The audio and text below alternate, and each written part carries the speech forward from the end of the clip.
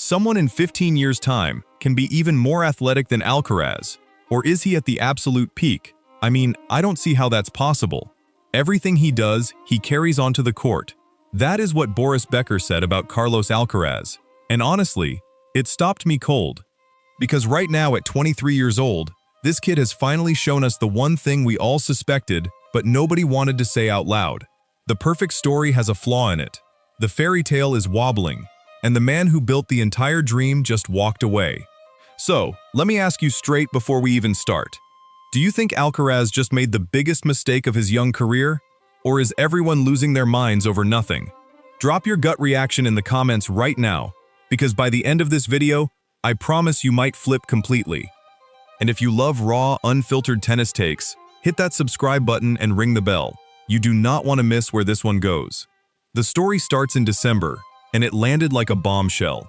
Carlos Alcaraz and Juan Carlos Ferrero, the coach who shaped everything, split up. Just like that. Over, finished. Think about how massive that is for a second. Since 2019, Ferrero took a skinny teenager from a small Spanish town and molded him into a world number one.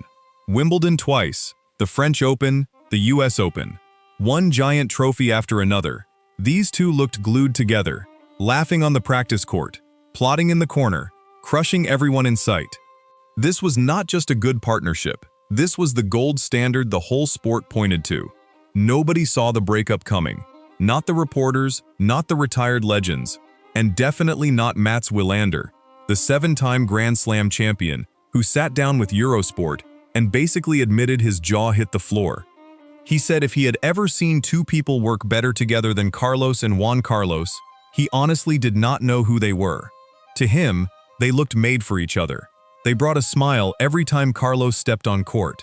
It looked like the perfect climb, step by step, exactly how a career is supposed to grow. And then suddenly, it was gone.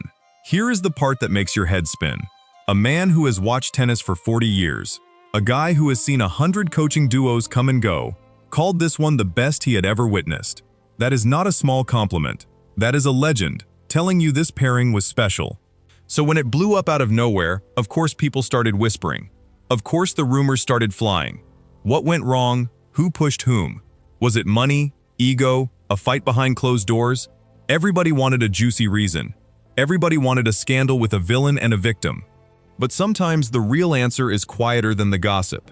And honestly, it is scarier too. Because here is what Alcaraz actually did next. And this is where your ears should perk up. He did not go hire another famous coach. He did not chase a big name off the market. Instead, he pulled his own family closer.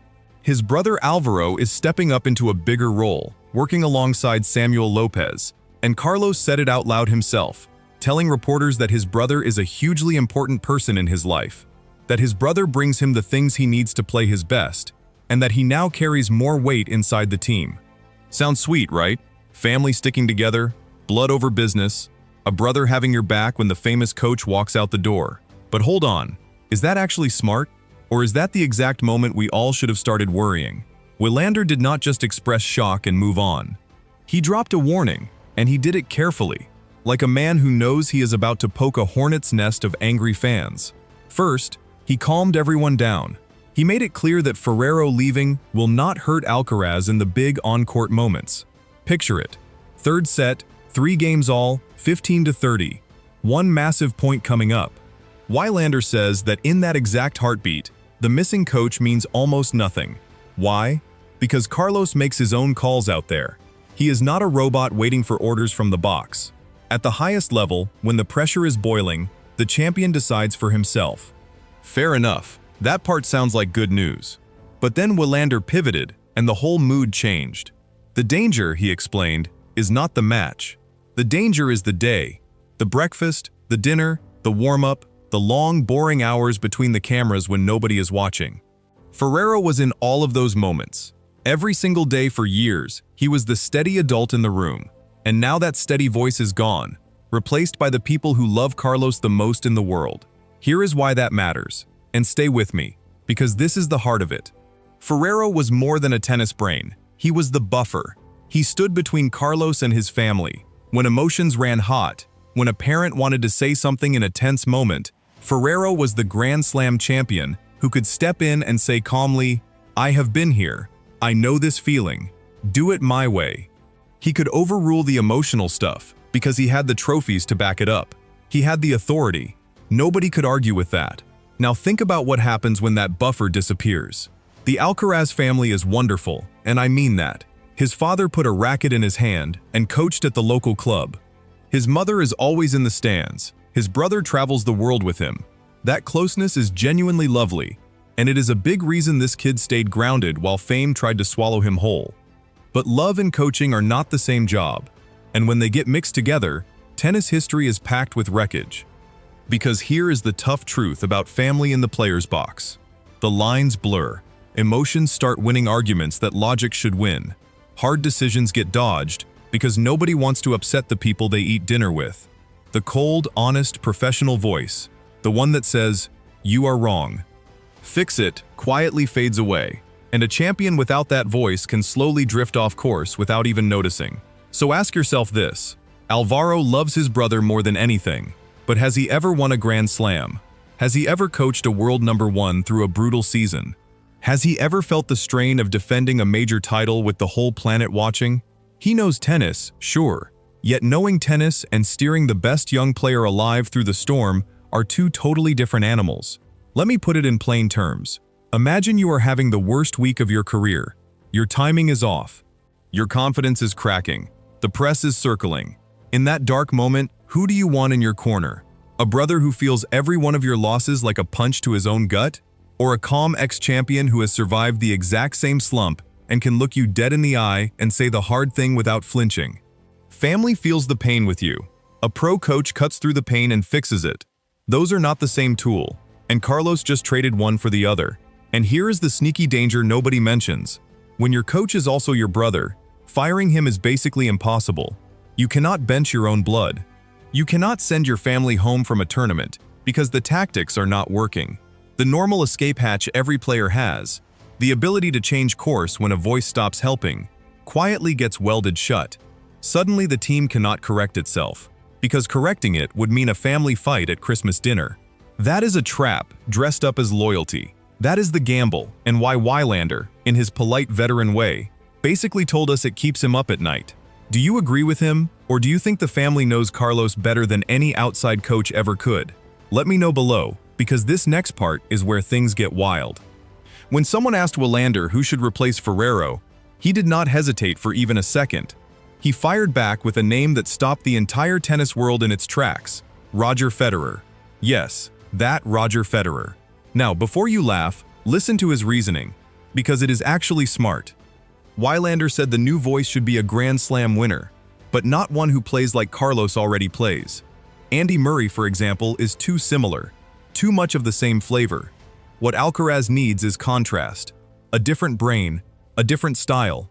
Someone like John McEnroe, Stefan Edberg, or the big one, Federer. Then Wilander dropped the line that sent shockwaves everywhere. He said Federer could help Carlos with the exact parts of his game where he feels least comfortable, and that the Swiss maestro would be the perfect coach for him. Picture that for one glorious second.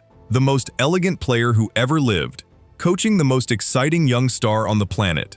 Federer's soft hands, his sneaky variety, his genius for reading a .3 shots early, all of it poured into a kid with rocket power in both arms. That is not a coach, that is a cheat code. And it gets more emotional, because Alcaraz has worshipped Federer since he was 12 years old. The Swiss was his idol, his poster on the wall. Imagine Roger sitting in Carlos's box at a Grand Slam, whispering advice during changeovers, guiding his childhood fan into legend. It is almost too pretty to picture. But come on, let us be honest with ourselves. Tim Henman, the former British star, walked in and poured a giant bucket of cold water on the whole dream. He said, with that knowing little smile, that he is not sure Federer is the right man, or that Roger even wants to coach at all. And he is right. Federer has said again and again that coaching does not interest him. Not on tour, not for a superstar, not even for his own kids. The man is enjoying his retirement, playing golf, living free, far away from the grind he escaped. So the dream dies fast. Wilander gives us a fairy tale, and reality shuts the door. Yet, here is what Wilander said that we should not skip over. because it is the practical part hiding under the fantasy. The modern tennis calendar is a monster. No single coach can travel 40 weeks a year without burning out. That is why top players now keep several voices in their heads, different experts for different jobs. Fine, that makes sense. But Wilander drew a hard line. Those voices should be professional voices, people who fought at the top and know what winning demands, not relatives who might struggle to switch off the family part of their brain when the tough calls arrive. Read between the lines, and you can hear what he is really saying. Alcaraz is filling a professional hole with a personal solution. And that might feel warm and safe today, but warmth does not win you a 5-set war when your body is screaming and someone across the net refuses to miss. Which brings us to the part nobody in the Federer fairy tale wanted to talk about. You clicked because you wanted drama. So here is something scarier than any coaching gossip, the truth. And it lives inside Alcaraz's own body. Boris Becker went on air and said the quiet thing loud. He pointed out that Alcaraz keeps losing sets, keeps dragging matches past 3 hours, keeps turning every round into a slugfest. Sinner, meanwhile, wins clean, straight sets, quick and cold. Becker said that habit naturally saves energy, and over a long career, that is a giant advantage. Read that again slowly, because it is not really about one match. It is about a design flaw in how Carlos plays the game. His style is why we love him. The mad sprints, the drop shots from nowhere, the refusal to take the easy road. That chaos filled stadiums and won him 7 Grand Slam titles before he could legally rent a car in some countries. But that same chaos is quietly wrecking him in the background. It crushes his recovery time, it stacks stress on top of stress, and it drops him into the clay season, already running on an empty tank. Now, here is the pattern, and once you see it, you cannot unsee it. Every single clay season of his career, he has broken down. In 2024, a forearm problem wiped out his Monte Carlo and Barcelona runs. In 2025, he limped through the Barcelona final with an injury, then pulled out of Madrid days later. And in 2026, a wrist injury knocked him out of Barcelona and Madrid, back-to-back with his arm in a cast. Different body part, same sad story, year after year after year. Bad luck happens once, maybe twice. But this is not luck. This is a system producing the same result on schedule. Doctors even have a name for it, cumulative load. It just means the total stress piling on a body over time, mixing how hard you play with how little rest you get. Manage that number well, like Djokovic did for 2 decades, and you last forever. Blow past it season after season like Carlos keeps doing, and your body eventually sends the bill. And look at the schedule that led into his latest breakdown, because it is almost comedy. Australia in January, where he ground through a semi-final that lasted more than 5 hours. Then Doha, then the American hardcourt swing, then Monte Carlo, where he fought all the way to the final. Then, and this is the crazy part, he flew straight to Barcelona and walked onto court barely 2 days after that final ended. 2 days. No real break anywhere in that whole run. His body never got a single week to breathe. So when his wrist gave out on one ordinary return, it was not a shock. It was a bill that had been building for months, and it finally came due at the worst possible time. Now here is the twist that should make Alcaraz fans nervous. Even if he recovers in time for the French Open, he arrives cold, rusty, missing the match rhythm that clay demands more than any other surface. Meanwhile, his rival has been playing non-stop, sharp as a blade, piling up points and confidence. That is not just an injury, that is a head start handed to the other guy. And here is the brutal contrast. While Alcaraz sat at home icing his wrist, Jannik Sinner was busy stacking titles, winning Indian Wells, Miami, and Monte Carlo in a row, barely breaking a sweat. No injury scares, no drama, just a machine humming along. Why? Because back in 2024, Sinner rebuilt his team around one goal: staying healthy. He hired fitness and physio experts who had kept Djokovic running deep into his late 30s. He treated his body like a long-term project. Alcaraz did the opposite. He tore up his team, lost his professional anchor, and handed more control to family. See how the two stories suddenly rhyme? One player is building a fortress around his body and his mind. The other is trusting love to do a professional's job. And lurking behind all of it is one terrifying name: Rafael Nadal. the greatest fighter the sport ever saw. A man whose ferocious style won 22 majors and then slowly destroyed his own body until the injuries became the whole story. Talent was never Rafa's problem. His body was. That is the ghost hovering over every conversation about Carlos. Now, not everyone is panicking. Rick Machi, the coach who shaped the Williams sisters, pushed back hard. His take is simple. If you do not play enough, you actually get injured more, and injuries are just part of elite sport. That is fair. Not every setback is a disaster, but it does not explain a pattern this clean repeating 5 clay seasons straight. When the same thing keeps happening on cue, something in the machine is producing it. So this is the reveal. Not a secret girlfriend, not a locker room feud. The thing we all quietly suspected is that Alcaraz's greatest strength, his wild, all-out style, plus a support team now built on family instead of hardened pros, might be the exact combination that shortens his run at the top. The talent is untouchable. The head-to-head with Sinner sits at 11-7 in Carlos's favor, so the gift is obvious. The real question was never about talent. It was always about the body and the people around it. And at 23, with a cast on his wrist and his brother in the box, Carlos just showed us the answer. So where does that leave us? A broken partnership, a family gamble, a body waving red flags, and a rival quietly building something that lasts.